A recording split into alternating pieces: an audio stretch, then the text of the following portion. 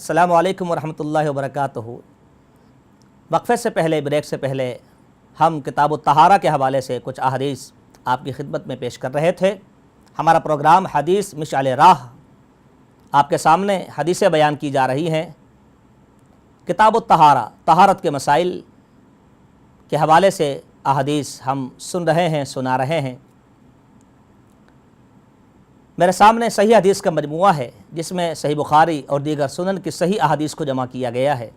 میرے سامنے باب ہے صفت و غسل الجنابہ، ایک شخص کو غسل کی حاجت ہوتی ہے، غسل جنابت جس کو کہا جاتا ہے، اس کا طریقہ کار کیا ہوگا، اس چیز کا بیان۔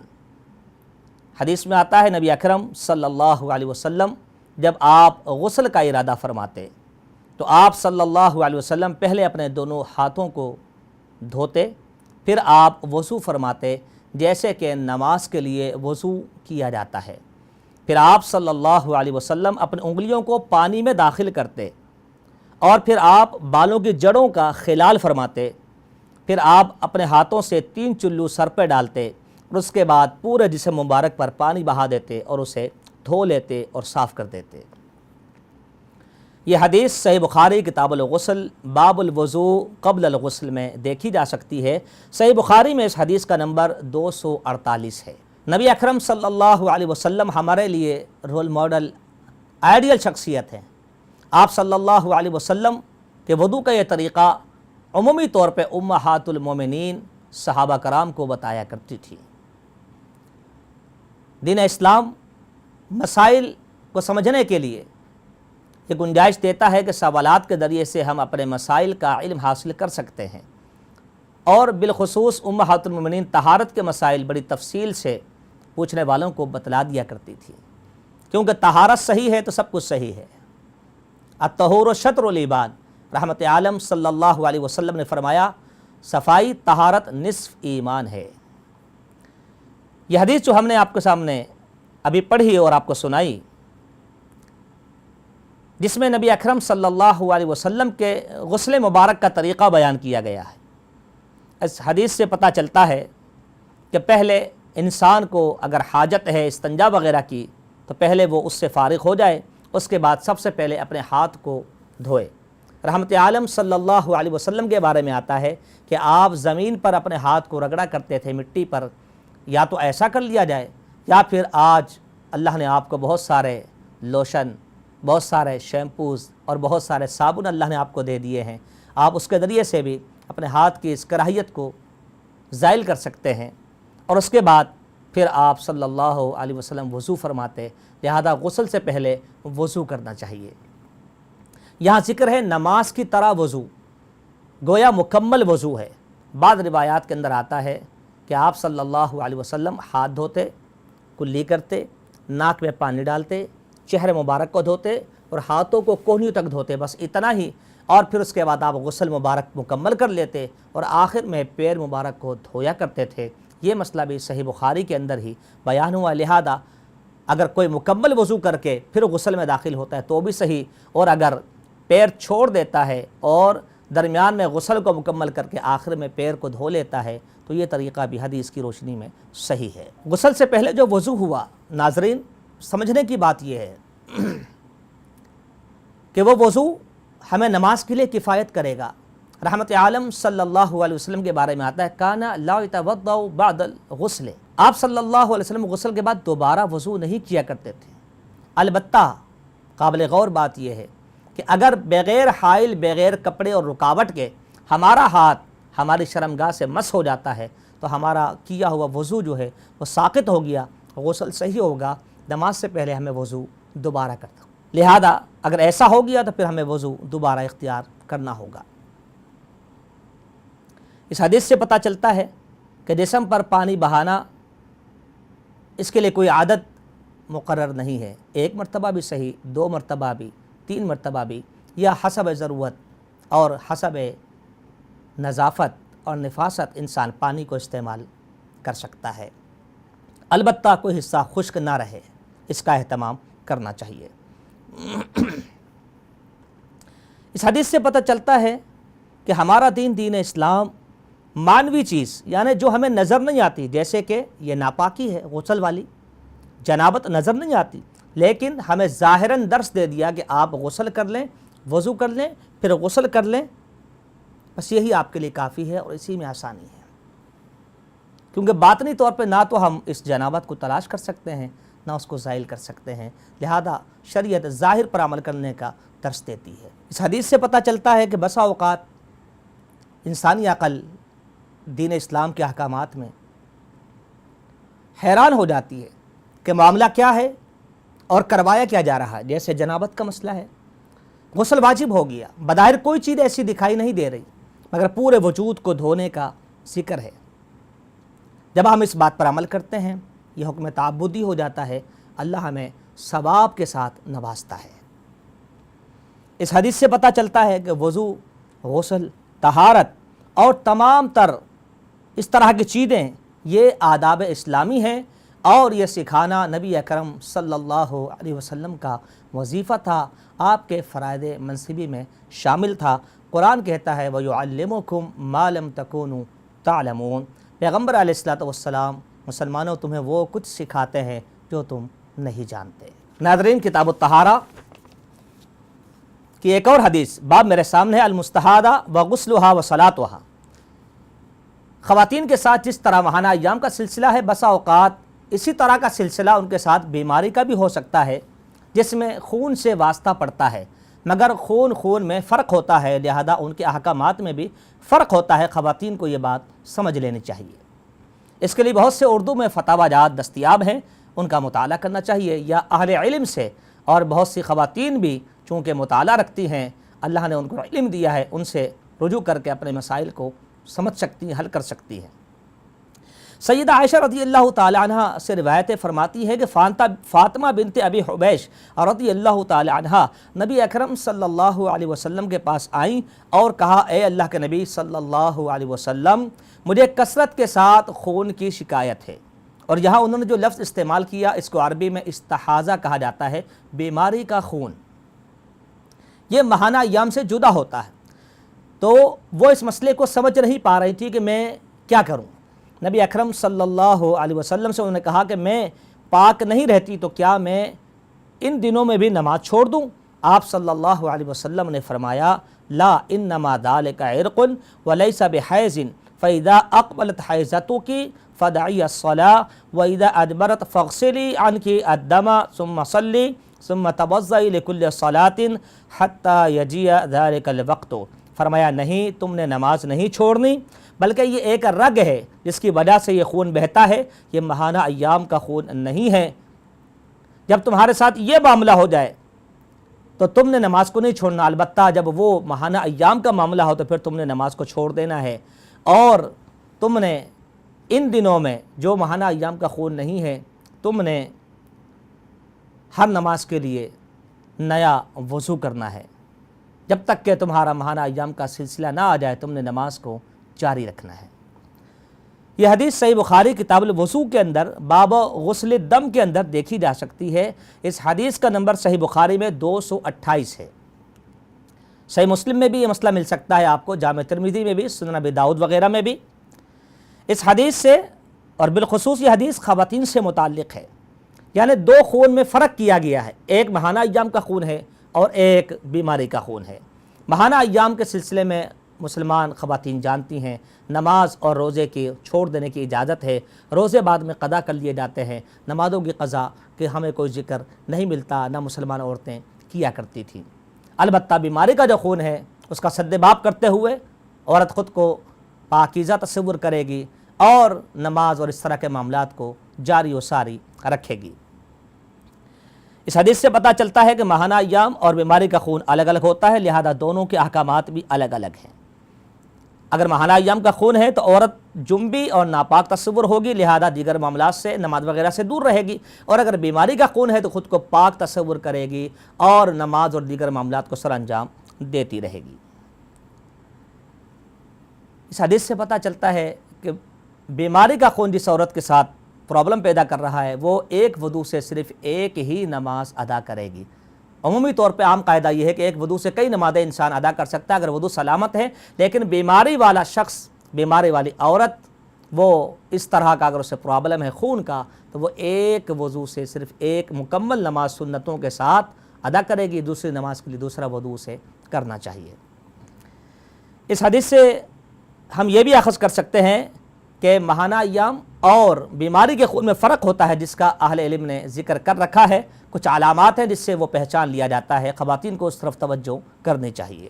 یہاں آ کر عورت کو اشکال ہو جاتا ہے کہ میں کیا کروں۔ اس کا بہترین حل یہ ہے کہ بلوغت کے بعد سے اس کا جو سلسلہ ہے 5 دن کا یا 7 دن کا جو اسے یاد ہے، وہ اپنے معاملے کو وہاں لے جائے اور وہیں پر فوکس کر دے، اور بعد ادا جو بھی اسے خون کی شکوہ ہے اسے وہ بیماری کے خون میں کاؤنٹ کرے، تو وہ بڑی آسانی سے اپنے مسئلے کو حل کر سکتی ہے، سمجھ سکتی ہے۔ اس حدیث سے پتہ چلتا ہے کہ مسائل کے پوچھنے میں کوئی حرج نہیں، بسا اوقات انسان کو حیا محسوس ہوتی ہے، بہرحال سوال کر لینا چاہیے۔ رحمت عالم صلی اللہ علیہ وسلم سے سوال کیے جاتے تھے اور آپ نے فرمایا انما شفاء العی السؤال، بے علم کے شفا یہ ہے کہ وہ سوال کر لے۔ ناظرین، صحیح حدیث کا مجموعہ ہمارے سامنے باب ہے وجوب قضاء الصوم علی الحائض دون الصلاۃ۔ ماہانہ ایام گزارنے والی عورت وہ نماز بھی چھوڑتی ہے، روزہ بھی، مگر وہ روزے کی قضا دے گی اور نماز کی قضا نہیں دے گی۔ اس سلسلے میں روایت ہے، سیدہ عائشہ رضی اللہ تعالی عنہ روایت کرتی ہیں کہ ایک عورت نے آ کر ان سے کہا کہ ہم میں سے کسی ایک کو ماہانہ ایام کی نمازیں کیا کفایت کر جائیں گی؟ پاکیزگی والے ایام کی نمازیں کافی ہوں گی، اور ماہانہ ایام میں چونکہ ہم چھوڑ دیتے ہیں اس کا کیا مسئلہ ہے؟ سیدہ عائشہ رضی اللہ تعالی عنہا نے فرمایا احروریۃ انتی، کیا تم خارجی قبیلے سے تعلق رکھتی ہو؟ ایک تشدد والا فرقہ جس نے کافر کافر کہنے کو اپنی پہچان بنا رکھا تھا، ان کا ایک قبیلہ تھا حرورہ۔ سیدہ عائشہ نے فرمایا کیا تم حروریہ ہو؟ تمہارا تعلق اس قبیلے کے ساتھ ہے، ان لوگوں کے ساتھ ہے جو مسلمانوں کو کافر کہتے ہیں؟ اس عورت نے کہا کہ نہیں ایسا نہیں، میں مسئلے کو سمجھنا چاہتی ہوں۔ سیدہ عائشہ رضی اللہ تعالی عنہا نے فرمایا نبی اکرم صلی اللہ علیہ وسلم کے دور میں ہم خواتین ماہانہ ایام میں چھوڑی ہوئی نماز کو نہیں دہراتے تھے، نہ قضا دیتے تھے، البتہ روزے کی قضا کا آپ نے حکم دیا تھا، ہم روزے کی قضا دیا کرتے تھے، ہمیں اتنا ہی پتہ ہے۔ یہ حدیث صحیح بخاری کتاب الحیض کے اندر باب ہے لا تقضی الحائض الصلاۃ، اور حدیث نمبر 321 کے تحت دیکھی جا سکتی ہے، جبکہ صحیح مسلم اور دیگر سنن میں بھی اس حدیث کو دیکھا جا سکتا ہے۔ اس حدیث سے جو کچھ ہم نے سمجھا ہے وہ کچھ اس طرح ہے کہ سائلہ کا جو مقصد تھا وہ یہ تھا کہ ماہانہ ایام میں عورتیں نماز بھی چھوڑتی ہیں، روزے بھی، روزے کی بعد میں قضا دی جاتی ہے، نماز کی قضا کیوں نہیں دی جاتی؟ تو اس کے ذہن میں یہ اشکال تھا اور اس کو اس نے سیدہ عائشہ کے سامنے رکھا۔ آج بھی یہ اشکال ہو سکتا ہے، تو اس کا جواب یہ ہے کہ دین اسلام کی تعلیم میں یہ مسئلہ اسی طرح ہے کہ نماز بھی چھوڑی جائے گی ماہانہ ایام میں، روزے بھی، مگر نماز کی قضا نہیں ہے عورتوں کے ذمے، اور روزے کی قضا عورتوں کے ذمے ہے، بعد ادا روزے ادا کیے جائیں گے۔ اس میں بہت ساری حکمتیں ہیں جس کی تفصیل کا یہاں موقع نہیں ہے۔ اسی طرح سیدہ عائشہ رضی اللہ تعالی عنہا نے اس کا سوال سنا تو فوراً سمجھ گئیں کہ یہ بہت ممکن ہے کہ اس کا تعلق اس قبیلے کے ساتھ ہو جو مسلمانوں پر تشدد کر رہا ہے، ان کو خارجی کہا گیا اور وہ مسلمانوں کو کافر کافر کہتے تھے، ان کا ایک قبیلہ تھا حرورہ۔ تو سیدہ عائشہ نے سمجھا کہ شاید اس کا تعلق وہاں سے ہے، گویا وہ یہ بتانا چاہتی تھی کہ اہل سنہ والجماعہ سے ضرور گردانی کر کے نئے نقطہ نظر کو، نئے فکر اور سوچ کو اور زاویے کو رواج دینا چاہتے ہیں، ان کی سخت لہجے میں، سخت الفاظ میں مذمت کرنی چاہیے۔ سیدہ عائشہ رضی اللہ تعالی عنہ نے جو جواب دیا اس کا خلاصہ یہ تھا کہ جب ایک بات نبی اکرم صلی اللہ علیہ وسلم نے بتلا دی تو ایک مسلمان مرد کو اور عورت کو سر جھکا دینا چاہیے، نہ کہ اس میں بحث کرے۔ اس حدیث سے بھی پتہ چلتا ہے، جیسے کہ پچھلی حدیث، بہت سارے احکام شریعت انسانی عقل کو حیران کر دیتے ہیں۔ اسلام عقل کے خلاف نہیں ہے، لیکن بہت ممکن ہے کہ ہماری عقل اس بات کو نہ سمجھ رہی ہو۔ مسلمانوں کے لیے راہ اعتدال یہ ہے کہ وہ حکم سن کر کہیں سمعنا واطعنا، ہم نے سنا اور مان لیا، آمنا بہ کل من عند ربنا، ہم ایمان لاتے ہیں اپنے پیغمبر کی باتوں پر۔ ماہانہ ایام میں عورت نماز بھی چھوڑتی ہے، روزہ بھی، اس بات کو بعض روایتوں کے اندر عورت کے دین کا نقصان قرار دیا گیا ہے۔ میرے سامنے حدیث ہے، رسول اکرم صلی اللہ علیہ وسلم نے دودھ پیا، اس کے بعد آپ صلی اللہ علیہ وسلم نے نماز سے پہلے کلی کی اور آپ نے فرمایا ان لہ دسما، دودھ میں چکنائی ہوتی ہے اس لیے میں نے کلی کی۔ آپ باوضو تھے دودھ پینے کے بعد آپ نے کلی کر کے بتلایا کہ دودھ میں چکنائی ہوتی ہے، اس کو زائل کرنے کے لیے میں نے کلی کی ہے۔ یہ واقعہ صحیح بخاری کتاب الوضو باب حل یمزمز من اللبن ہے، اس کے تحت دیکھی جا سکتی ہے، حدیث کا نمبر 211 ہے، اور بھی صحیح مسلم، سنن ابی داؤد وغیرہ میں یہ حدیث دیکھی جا سکتی ہے۔ اس حدیث سے پتہ چلتا ہے کہ دودھ اللہ کی ایک نعمت ہے جس کو پیا جا سکتا ہے۔ صحیح بخاری ہی میں دودھ کے استعمال کو فطرت لے لینے سے تعبیر کیا گیا ہے۔ دودھ کی غذائیت نہ صرف پانی کے مسئلے کو حل کرتی ہے بلکہ غذا کا کام بھی کرتی ہے، طبی نقطہ نگاہ سے یہ بات معروف ہے۔ نبی اکرم صلی اللہ علیہ وسلم کے بارے میں دودھ کے حوالے سے ہمیں یہ ملتا ہے کہ آپ کی سادگی کا عالم یہ تھا کہ آپ از خود ہی اپنی بکری کا دودھ دوہ لیا کرتے تھے، دودھ نکال لیا کرتے تھے۔ دودھ کے حوالے سے ہمیں اس حدیث سے رہنمائی ملتی ہے کہ اگر ہم باوضو ہیں اور دودھ استعمال کرتے ہیں تو ہمیں بھی چاہیے کہ ہم سنت کے مطابق کلی کر لیں نماز پڑھنے سے پہلے، اور ایسی اور چیزیں بھی جس میں چکنائی پائی جاتی ہے اگر ہم وضو کے بعد وہ کھاتے ہیں، بہت ممکن ہے دانتوں پہ رہ جائے، تو ہمیں نماز سے پہلے کلی کر لینی چاہیے۔ صحیح حدیث سے پتہ چلتا ہے کہ اگر آپ نے دودھ پینا ہے، بیچنا نہیں، اگر آپ نے دودھ پینا ہے تو تازہ دودھ آپ نے دوہیا، نکالا، اور اس میں رحمت عالم صلی اللہ علیہ وسلم نے پانی ملوایا اور پھر وہ دودھ آپ نے تناول فرمایا، تو پینے کی غرض سے پانی ملایا جا سکتا ہے، بیچنے کی غرض سے ملانا ملاوٹ ہے، دھوکہ ہے، وہ ناجائز ہے۔ اسی طرح دودھ کے حوالے سے میں ایک بات اور آپ کو بتا دوں، قرآن مجید کے اندر بھی اللہ نے دودھ کا ذکر کیا، لبنا خالصا سائغا للشاربین، دودھ خالص اور ہضم ہو جانے والا، پینے والے اس کو پیتے ہیں۔ رحمت عالم صلی اللہ علیہ وسلم کی حدیث مسند احمد میں دیکھی جا سکتی ہے، صحیح حدیث ہے، آپ نے فرمایا ہلاک امتی فی الکتاب واللبن، میری امت آخری دور میں جو ہلاک ہوگی وہ کتاب کی وجہ سے ہوگی اور دودھ کی وجہ سے ہوگی۔ اہل علم نے اس کی وضاحت کی ہے کہ دودھ کے اندر چونکہ ملاوٹ بہت زیادہ ہوتی ہے اور تجارت خالص نہ رہے گی اس کی وجہ سے، تو اور امت دودھ کے کاروبار کو فروغ دے گی۔ آج ناظرین یہی وجہ ہے، پہلے ایک باڑا ہوتا تھا، آج قدم قدم پہ دودھ کی دکانیں ہیں اور لوگ دعویٰ کرتے ہیں کہ سارے ہی خالص ہیں۔ تو رحمت عالم صلی اللہ علیہ وسلم نے اشارہ کر دیا تھا میری امت دودھ کے اندر ہلاک ہو جائے گی، دودھ کے کاروبار کو فروغ دے دیا جائے گا اور غلط بیانی کرتے ہوئے ناخالص چیز کو خالص قرار دیا جائے گا۔ یہ کچھ اضافی باتیں ہیں جو میں نے اس حدیث کے حوالے سے کی کیونکہ اس میں دودھ کا ذکر تھا۔ صحیح حدیث کا مجموعہ میرے سامنے ہے، اس کے ایک اور باب میرے سامنے ہے، باب ہے طہارت جلود المیتہ بالدباغ ہے۔ ایک جانور از خود مر گیا، آپ نے اس کو ذبح نہیں کیا، از خود مر گیا، اس کو میتہ یا میتتن کہا جاتا ہے عربی میں، اس کے کھال کو دباغت کے بعد استعمال کیا جا سکتا ہے۔ دباغت کا معنی یہ ہے کہ اسے صاف کیا جا سکتا ہے، کچھ چیزوں کے ساتھ، کچھ لوگ نمک سے کرتے ہیں، کچھ کھال سے کرتے ہیں، چھال سے کرتے ہیں، تو اس کو دباغت کے بعد پاک اور صاف کر کے چمڑے کو استعمال کیا جا سکتا ہے۔ عبداللہ ابن عباس رضی اللہ تعالی عنہما سے روایت ہے، وہ فرماتے ہیں کہ رسول اللہ صلی اللہ علیہ وسلم نے ایک مردہ بکری کو پایا جو سیدہ میمونہ رضی اللہ تعالی عنہا کی لونڈی کو صدقہ دی گئی تھی۔ آپ صلی اللہ علیہ وسلم نے دیکھا کہ لوگ اس کو پھینکنے جا رہے ہیں، تو آپ نے فرمایا حلا انتفعتم بجلدہا،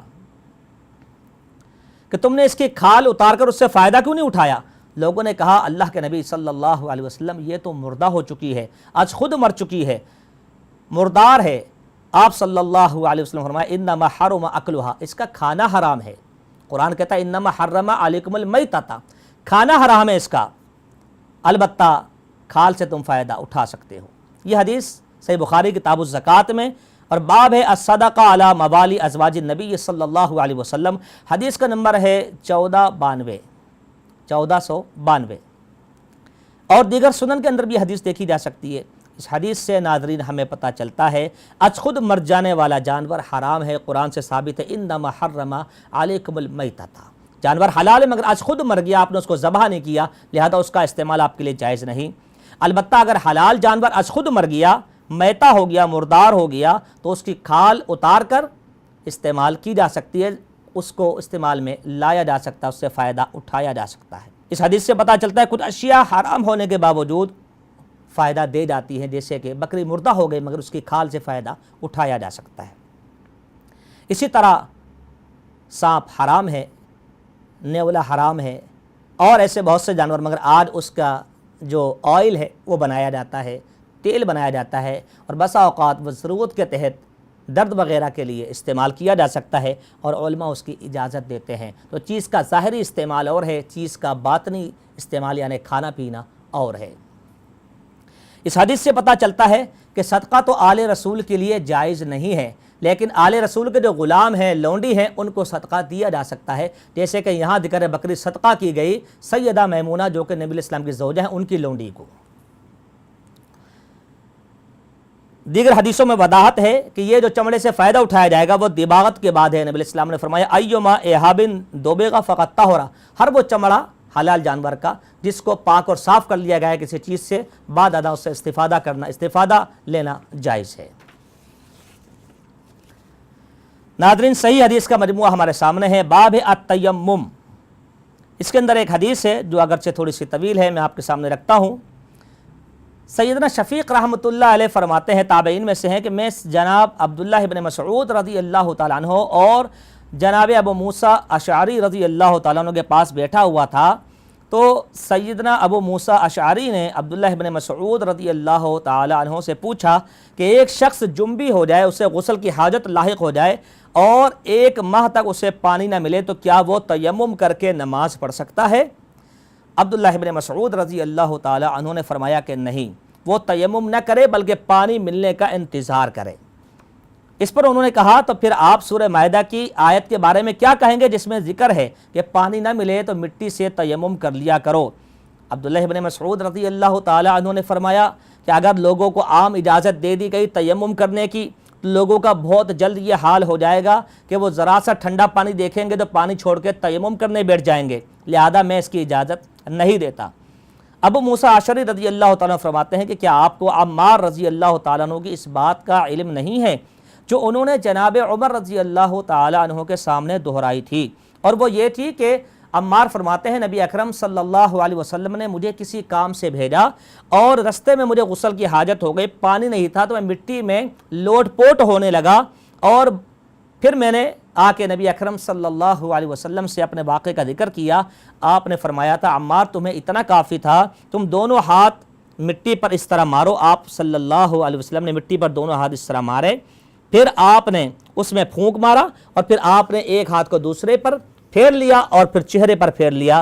فرمایا عمار تم اس طرح کر لیتے تو تمہیں غسل سے یہ مٹی کفایت کر جاتی۔ عبداللہ ابن مسعود رضی اللہ تعالیٰ عنہ نے یہ بات سن کر فرمایا کیا آپ کو معلوم نہیں کہ جناب عمر رضی اللہ تعالیٰ عنہ نے عمار کے اس قول کو قبول نہیں کیا تھا؟ ناظرین، یہ حدیث کتاب التیمم صحیح بخاری میں اور باب التیمم ضربتاً اس میں دیکھی جا سکتی ہے، حدیث کا نمبر 347 ہے۔ اس حدیث سے ہمیں جو کچھ سمجھ میں آتا ہے وہ یہ ہے کہ صحابہ کرام بسا اوقات کچھ مسائل میں اختلاف رائے رکھتے تھے، اپنے اپنے دلائل جس انداز سے وہ سمجھتے تھے اس پر وہ اپنا موقف رکھتے تھے، نظریہ رکھتے تھے اور دوسروں کو بتاتے تھے، مگر مسلط نہیں کیا کرتے تھے۔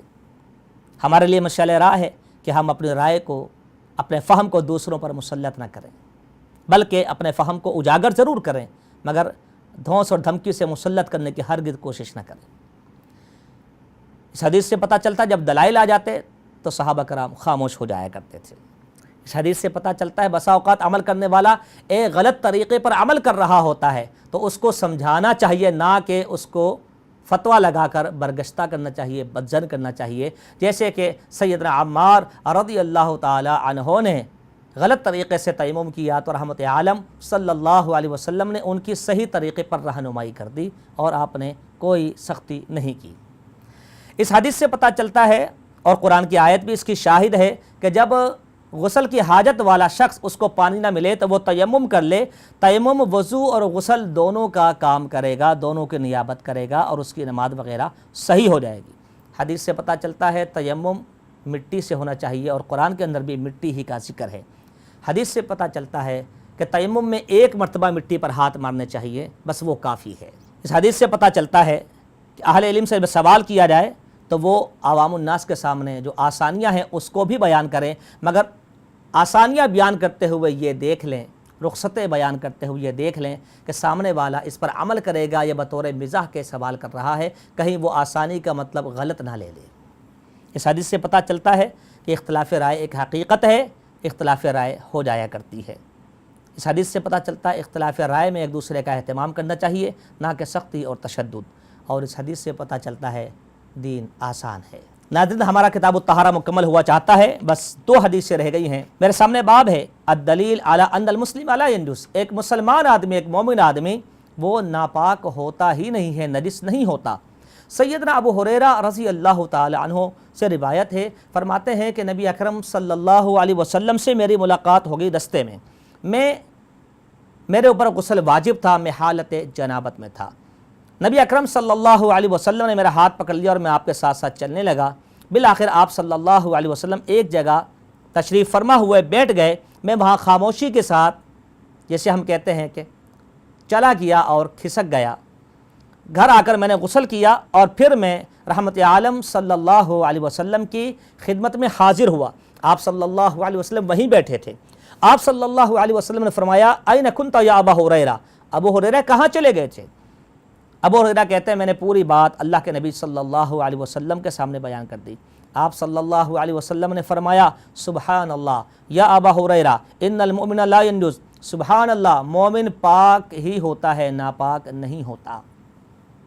صحیح بخاری کتاب الغسل میں اور باب الجنوب یخرج ویمشی فی السوق وغیرہ میں یہ حدیث دیکھی جا سکتی ہے۔ حدیث کا نمبر 285 ہے۔ دیگر سنن کے اندر بھی یہ حدیث صحیح حدیث دیکھی جا سکتی ہے۔ حدیث سے جو کچھ ہمیں سمجھ میں آتا ہے وہ یہ ہے، جو مسائل ہم اخذ کر سکتے ہیں وہ یہ ہے کہ جنبی شخص حالت جنابت میں لوگوں کے ساتھ میل جول رکھ سکتا ہے بوقت ضرورت، اور اس کا پسینہ وغیرہ جو اس کے کپڑوں میں لگ جاتا ہے وہ ناپاک نہیں ہوتا۔